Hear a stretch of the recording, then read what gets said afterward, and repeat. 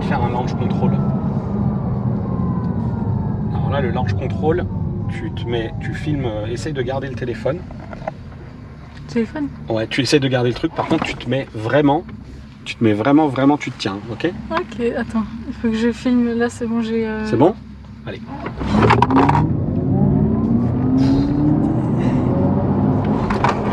Ouh, ça fait mal à la tête, hein. Ça appuie sur la cabesse.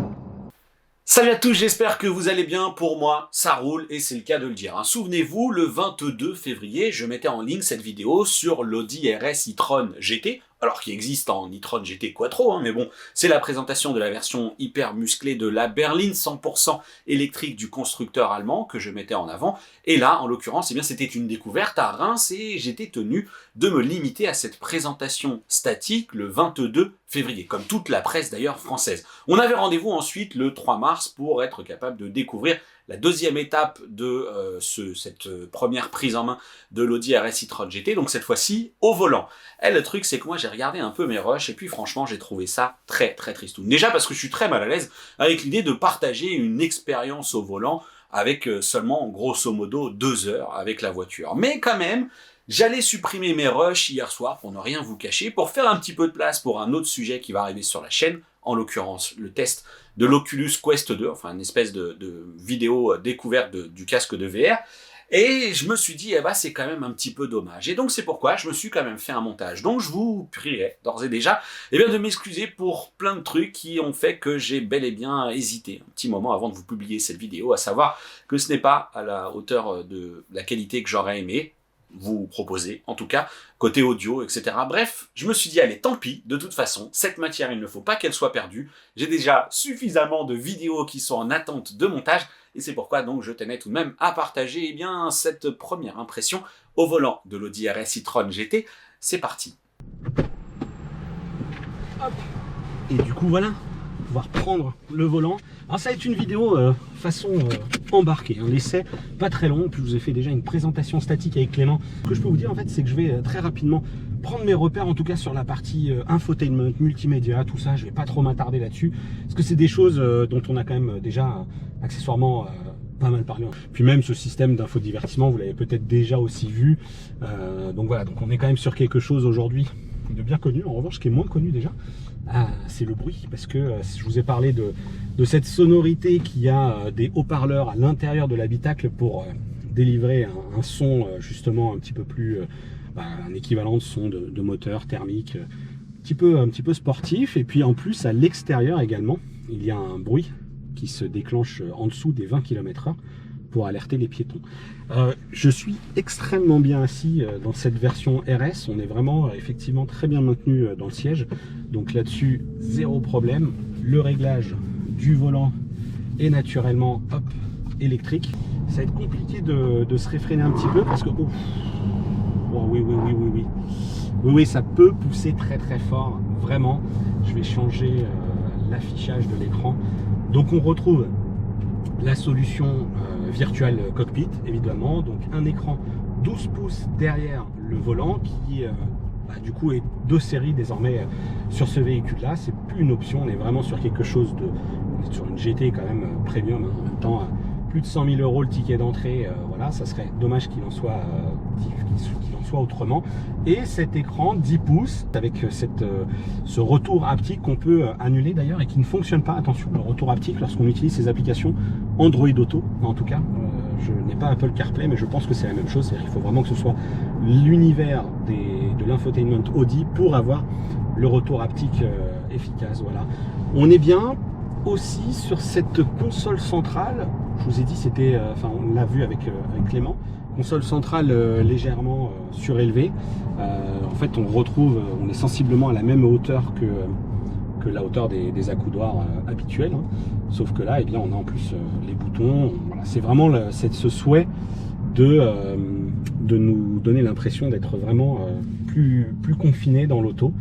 On retrouve juste là, ici, les fameuses touches Drive Select, voilà, qui vont nous amener ensuite ici, eh bien, tout simplement aux différents modes de conduite, dynamique, efficient, confort, et ensuite un mode individuel dans lequel on va pouvoir choisir le comportement de l'auto avec le choix des suspensions, qu'elles soient plus ou moins confortables, plus ou moins sportives, plus ou moins raides, pour optimiser, eh bien, tout simplement la tenue de route.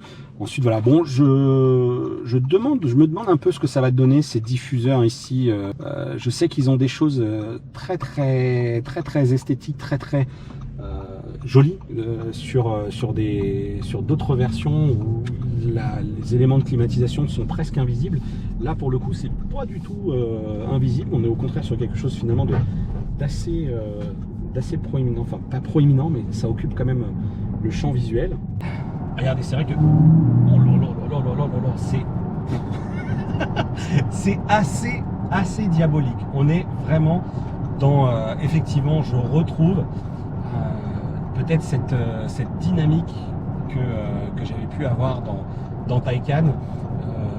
C'est très difficile de les comparer, on sait que c'est la même plateforme.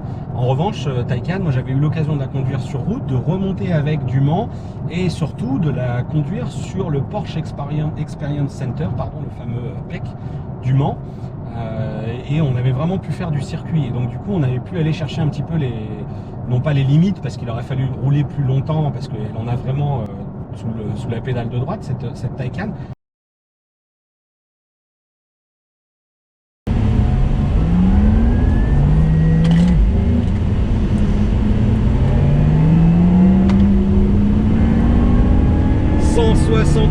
Mais comme qui rigole, 192, et là faut attraper les freins parce que forcément ça freine très fort. Oh là là là là là là là là, quel travers! Allez hop, c'est reparti. C'est l'éclate absolue. Je me fais plaisir de dingue. Mais là franchement, ouais, c'est... Et puis la sonorité est quand même pas mal du tout. Non, c'est très cool, c'est très cool. Ce qui est assez étonnant, c'est le fait qu'on ne ressente pas le poids quand même de cette auto. Ça tient évidemment à l'allègement, à l'utilisation des différents matériaux dont on s'est parlé juste avant. Et surtout, ça tient aussi du fait qu'il y a une énorme puissance, évidemment. Et dans cette agilité, il y a la partie 4 roues directrices, voilà, qui fait quand même une très grande différence, puisque en dessous de 60 km/h, il me semble que c'est 60 ou 80, mais je crois que c'est 60 km/h, eh bien elles sont en opposition pour rajouter de l'agilité dans les manœuvres. Et au-delà de cette vitesse, eh bien elles suivent la trajectoire, tout simplement pour vous accompagner dans les plus longues courbes à plus haute vitesse, etc. Et en plus, on a cette auto qui redescend avec ses suspensions pilotées. Donc, c'est extrêmement agile. Il y a une chose à remarquer tout de même sur cette partie de freinage régénératif. C'est un choix, d'ailleurs, de Porsche comme d'Audi, que d'appliquer très peu de freinage régénératif au lever de pied. On est vraiment sur un freinage régénératif à l'appui sur la pédale de frein. Donc il ne faut pas considérer qu'on n'a pas de frein de récupération d'énergie, c'est juste que dans l'attitude, eh bien, on n'est pas du tout sur cette logique de conduite à une seule pédale. Donc on va rester plutôt sur cette habitude de pied qui va de gauche à droite entre le frein et l'accélérateur. Mais donnez-moi une autoroute allemande, c'est là que ça a du sens d'avoir une auto comme ça. Il faut une autoroute allemande, il faut un truc, l'autobahn, non limité. Non, blague mise à part, regardez, même en ville, volontairement, je prends les petites blagues d'égout, les défauts de la route, etc. Et en fait, pour une sportive, pour une GT, c'est quand même bien suspendu, hein, c'est plutôt très cool. Et je confirme ce que je disais tout à l'heure, quant à l'agilité, alors j'ai pas quitté le mode dynamique, mais quant à l'agilité procurée par les roues directrices, c'est vraiment très efficace, j'ai envie de dire. Et puis ce qui est cool aussi, décollage, eh bien c'est que tout le monde nous regarde. Et oui, bah oui, forcément, e-tron GT, même si les livraisons vont démarrer au mois d'avril, eh ben pour l'heure, il n'y en a pas des masses dans la rue, puisqu'il n'y en a pas du tout. Il y a celles qui nous sont réservées actuellement, en l'occurrence ici pour les essais presse. Et du coup, eh bien cette jolie auto fait quand même pas mal tourner les têtes.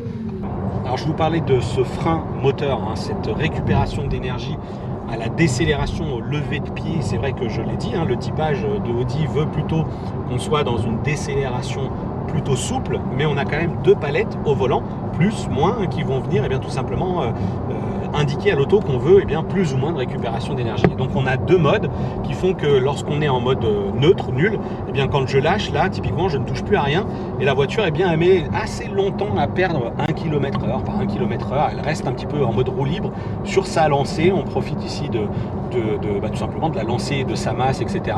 Puis ensuite, on a un premier mode de récupération. Là, si je relâche, on voit bien qu'elle descend quand même un petit peu plus vite. On a un deuxième mode de récupération d'énergie qui, là, décélère plus. Alors, ça va être plus ou moins vrai en fonction également du niveau de batterie restant dans l'auto. Ça, c'est classique. Tous les constructeurs et toutes les technologies de véhicules électriques ont lorsque la batterie est pleine, on n'a pas autant de récupération d'énergie puisque justement, on n'a rien à réenvoyer. Enfin, il ne faut pas réenvoyer de courant dans les batteries. Et là, on est quand même sur un freinage qui est quand même ultra mordant et qui, par ailleurs, peut bien récupérer jusqu'à 265 kW quand même en récupération. C'est énorme, sur des freinages très appuyés. Alors évidemment, je ne vais pas vous parler de consommation d'énergie sur cet essai, ce serait complètement absurde parce que non seulement je me fais des petites accélérations comme ça, ce qui n'est absolument pas une conduite efficiente, et je suis en mode dynamique, là je suis vraiment dans l'optique d'essayer de me faire plaisir autant que possible parce que évidemment il faut respecter les conditions de circulation, les limitations de vitesse, etc. Donc je ne vais absolument pas vous parler des consommations. J'ai envie de le faire, attention, tiens-toi bien caméraman, ça va décoller. Ah mais c'est violent. Et ce qui est très très sympa aussi dans ces véhicules électriques, c'est cette capacité à passer la puissance au sol. Il faut savoir que, encore une fois, dans la configuration des moteurs, puisque c'est une transmission intégrale, c'est du quattro, la puissance peut être ajustée en permanence entre l'avant et l'arrière, mais évidemment on est sur une allemande et donc du coup on va être sur une tendance plutôt propulsion. Audi n'est pas capable c'est pas qu'ils sont pas capables, c'est qu'ils ne préfèrent pas donner de ratio, c'est-à-dire qu'on pourrait dire c'est 70 à l'arrière, 30 à l'avant, rapport aux puissances des moteurs, etc. Le couple, il est là en permanence, les couples maximum pour les versions e-tron GT et RS e-tron GT. En revanche, ce qui change, c'est le typage en permanence, en fonction de la conduite, en fonction du profil de route également sur lequel on est, de l'appel de puissance qu'on va faire, l'auto va, et du mode évidemment de configuration avec le Drive Select, l'auto va typer la réaction, la transmission tout simplement un petit peu plus sportive, un petit peu plus soit la puissance à l'arrière, soit à l'avant quand on va être sur des vitesses stabilisées, etc. C'est a priori plus efficient quand elle est en mode traction plutôt qu'en mode propulsion. Voilà. C'est tout plein de petits détails comme ça et il faudra vraiment pour avoir un verdict plus ferme et plus fiable notamment sur l'autonomie de cette auto, et bien tout simplement faire un essai de plus longue durée. Pour l'instant, on se régale sur des routes sinueuses. Alors, faute de temps, je n'ai pas monté et publié l'essai de Taycan en vidéo sur la chaîne. Ça me motive d'autant plus à le faire pour que je puisse tout simplement repartager mon avis que j'avais eu, mais j'avais écrit 2 grands papiers sur clubic.com et en fait j'avais écrit, j'avais dit et je le pense toujours que c'était une auto infaillible, que ce soit sur circuit et sur route. Évidemment on est sur route ouverte, donc prudence encore une fois. Je retrouve exactement ça dans cette RS e-tron GT.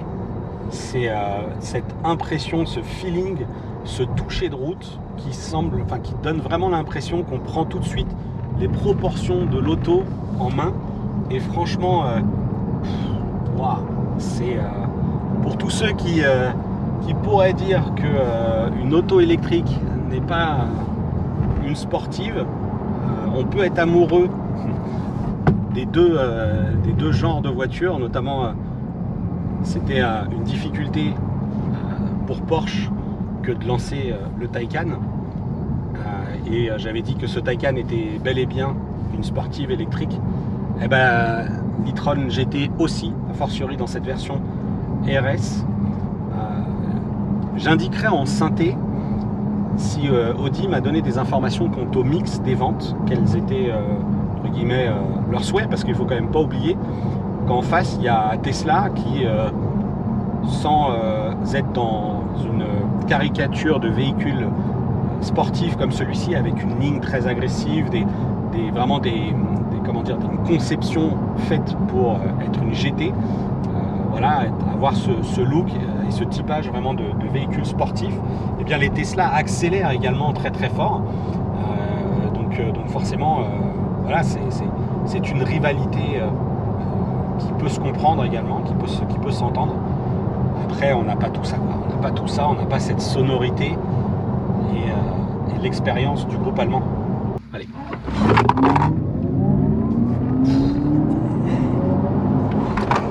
Ouh, ça fait mal à la tête, hein. Ça appuie sur la cabesse. Voilà, cette découverte de l'Audi RS e-tron GT se termine. J'espère que cette vidéo vous a plu. C'est sûr, hein, c'est un premier retour à chaud d'une auto d'exception en matière de sensations et de performance. On l'a quand même eu pas très longtemps, donc je ne vais pas vous donner le moindre verdict encore une fois, notamment sur la consommation qui est redescendue à 26,1 et qui est montée à plus de 30 pendant cet essai. Donc voilà, c'était une première découverte. Encore une fois, j'espère que cette vidéo vous a plu. Si c'est le cas, n'hésitez pas, vous savez quoi faire. On like, on partage, on s'abonne si ce n'est pas déjà fait. Et puis n'hésitez pas également à échanger avec moi sur les réseaux sociaux. Et puis vous savez qu'il y a toujours ce canal Discord sur lequel on peut eh bien, échanger sur toutes les thématiques que je peux couvrir sur la chaîne. Bien évidemment aussi, je vous invite à regarder eh bien, la première vidéo de présentation, cette fois-ci, de cette e-tron GT, où je fais le tour notamment avec Clément Lefebvre, qui est en charge de la communication pour la France, pour la marque Audi. Voilà, je vous dis à bientôt pour une prochaine vidéo. D'ici là, portez-vous bien. Ciao!